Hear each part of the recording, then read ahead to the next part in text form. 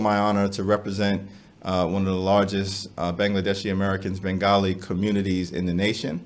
The people that I serve care a lot about what's happening in Bangladesh, and so I care a lot about what's happening in Bangladesh, both as it relates to democracy and ensuring that the citizens of Bangladesh have an opportunity to participate in a system free of intimidation or oppression or voter suppression in any way, shape, or form.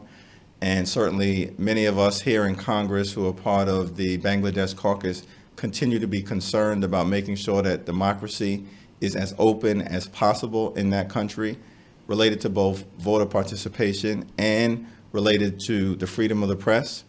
So there's a lot of issues that will need to be addressed. In terms of the current government, obviously, I think that any government that we interact with has got to operate within the constraints of human rights laws that we believe are important here in the United States that are consistent with democracy. And to the extent that a government that we interact with is not doing so, that would be problematic. Do you think America should come up more bold plan so that they hear exactly what is the vision of America in regards to Bangladesh?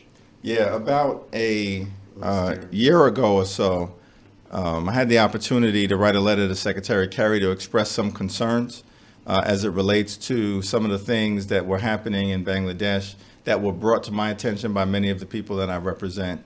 And so I think the question is going to be moving forward as President Obama and the Obama administration in this final year continue to talk about pivoting to Asia, and Bangladesh, of course, being in South Asia and as an overall part of that context, that we begin to figure out how to further clarify our relationship, both in terms of geopolitics, but also as it relates to any military cooperation and any economic cooperation, because there are also some concerns. So there's a lot of issues that will need to be addressed. In terms of the current government, obviously, I think that any government that we interact with has got to operate within the constraints of human rights laws that we believe are important here in the United States that are consistent with democracy.